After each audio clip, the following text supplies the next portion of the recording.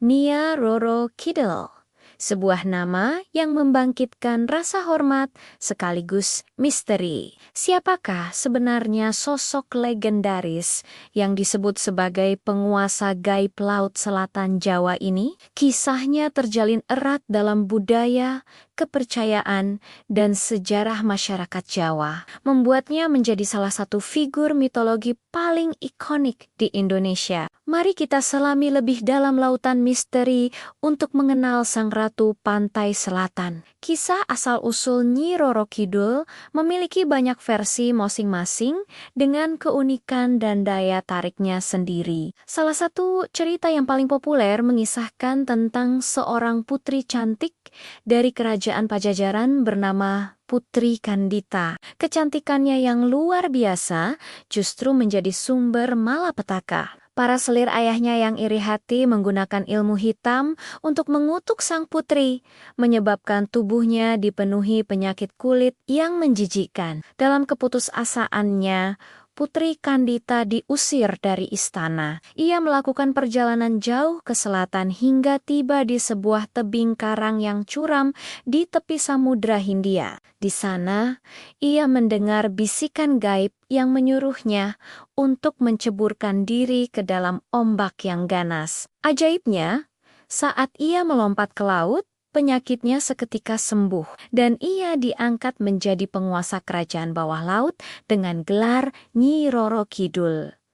Ia dianugerahi kecantikan abadi dan kekuatan tak tertandingi. Versi lain yang tak kalah menarik menghubungkan Nyi Roro Kidul dengan kerajaan Mataram Islam. Konon, pendiri Kesultanan Mataram, Panembahan Senopati, bertapa di pantai Parangkusumo untuk memohon kekuatan dalam menyatukan tanah Jawa.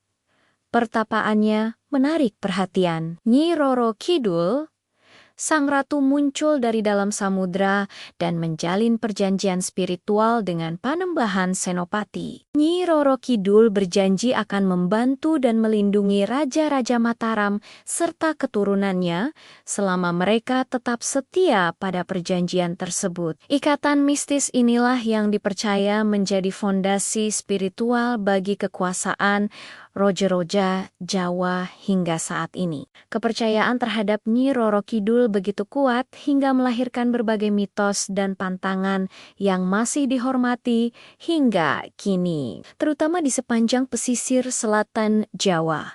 Salah satu yang paling terkenal adalah larangan mengenakan pakaian berwarna hijau saat berada di pantai selatan. Warna hijau diyakini sebagai warna kebesaran sang ratu, dan siapapun yang melanggarnya konon bisa ditarik ombak sebagai tumbal atau untuk dijadikan abdi di kerajaannya. Meskipun terdengar seperti tahayul, larangan ini memiliki penjelasan logis. Warna air laut di selatan cenderung kehijauan, sehingga jika seseorang yang mengenakan baju hijau terseret ombak, akan sangat sulit bagi tim penyelamat untuk menemukannya. Namun, bagi masyarakat setempat, larangan ini adalah bentuk penghormatan mutlak kepada sang ratu.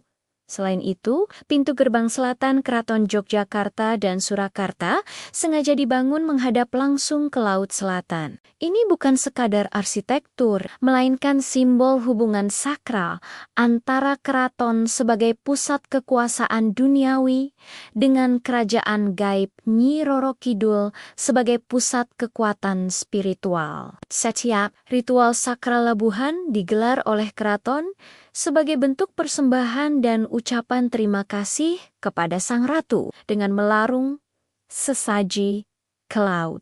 Kerajaan gaib Nyi Roro Kidul digambarkan sebagai istana bawah laut yang sangat megah, terbuat dari emas dan permata, dihuni oleh para lelembut dan makhluk halus yang menjadi prajurit dan abdinya. Kerajaan ini tak terlihat oleh mata biasa, namun diyakini ada di dimensi lain yang berpusat di sekitar pantai Parangkusumo, Yogyakarta. Banyak cerita dari nelayan atau pengunjung pantai yang mengaku pernah melihat penampakan kereta kencana emas melintas di atas ombak atau mendengar alunan gamelan dari tengah lautan di malam hari. Figur Nyi Roro Kidul seringkali disamakan dengan Kanjeng Ratu Kidul.